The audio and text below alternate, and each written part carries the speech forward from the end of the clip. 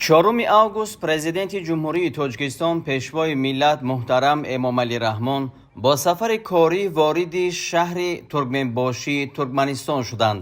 Дар фурудгоҳи байналмилалии Туркменбошӣ президенти ҷумҳурии Тоҷикистон муҳтарам Эмомалӣ Раҳмонро раиси халқ маслиҳатии Туркманистон муҳтарам Гурбангулӣ Бердимухаммедов гарму самимӣ истиқбол гирифтанд.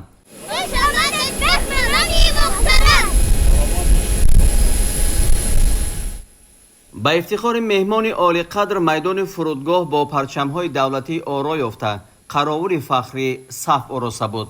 зимни ин сафар сарвари давлат муҳтарам Эмомалӣ Раҳмон дар сеюмин конфронси Созмони Милали Муттаҳид оид ба гурӯҳи кишварҳои рӯ ба тараққии маҳсур дар хушкӣ иштирок менамоянд.